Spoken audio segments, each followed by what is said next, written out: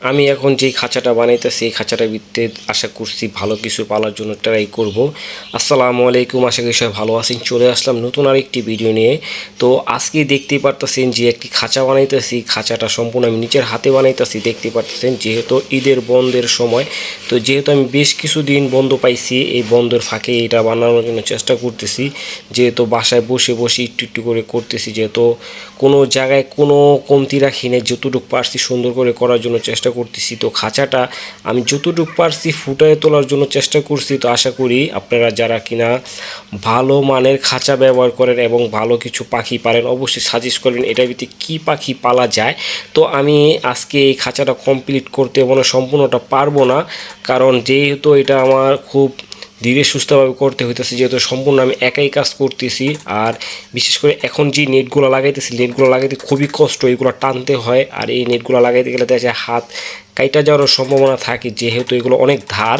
তো দেখতেই পারতেছেন যে এখন যে বর্তমানে যে খাঁচাটা করতেছি, এই খাঁচাটা আমি একটা খুব ভালো বড় মাপের খাঁচা করছি, 4 ফিট বাই 3 ফিট।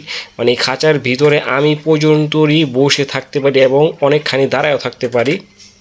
তো এখন এখানে এই খাঁচাটা যে করতেছি, খাঁচাটার ভিতরে কী পাখি পালা যায়, তো অবশ্যই আপনারা থাম্বনেল দেখে বুঝতে পারছেন এটার ভিতরে আমি কী পাখি পালার উদ্দেশ্যে এটা আমি খাঁচাটা তৈরি করছি। তো আশা করি থাম্বনেলে যা দেখছেন, তো আপনারা কমেন্ট করে বলবেন যে এই খাঁচাটার ভিতরে আপনি এই পাখিটা পাললে সবচেয়ে ভালো হবে।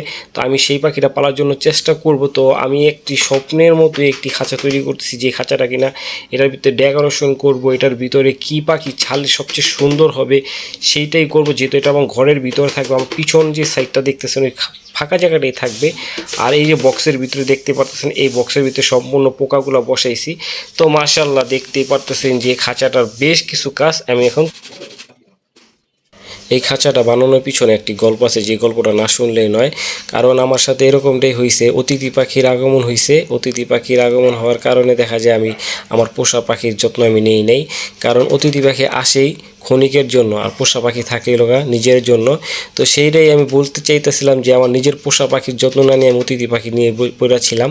তো এখন আমি এই খাঁচাটা বানাইতেছি এই কারণে, এই খাঁচাটা আমার নিজের জন্যই বানাইতেছি, প্লাস এই খাঁচাটা বানাইতেছিলাম অন্য একটি অ্যানিমেলের জন্য। তো সেই অ্যানিমেলের জন্য, অ্যানিমেলটা আমার কাছে আছে বাট আমি এই খাঁচাটা ইউজ করব না, কারণ এখন আমি যেটা আপনাদেরকে দেখতেই পারতেছেন এটার ভিতরে আমি সম্পূর্ণ ঢুকতে পারি, এখন আরও একজন ঢুকতে পারবো, এরকম বড় একটি খাঁচা বানাইতেছি। তো এটার ভিতরে কী পাখি পালা যায় সেটাই আপনাদের কাছ থেকে জানবো, আপনারা বলবেন। আর আমি তো নিজে নিজে একটি পাখি চয়েস করেই রাখছি, আশা করি সেই পাখিটা আমি নিজে নিজে করছি যেহেতু চয়েস, সেটা নিয়েও কাজ করব আমি, আমার টার্গেট। তো তারপরও দেখি যদি আপনাদের মাঝে আমার কথার সাথে যদি কারো পাখি মিলে যায়, আমি ওই পাখিটা করার জন্য চেষ্টা করব, কারণ খাঁচাটা বেশ বড়।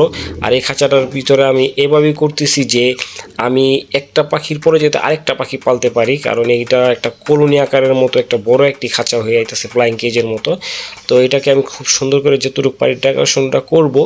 তো এখন আমি খুব দ্রুত কাজ করতেছি এই কারণেই, কারণ এই আমার হাত কাইটা গেছে।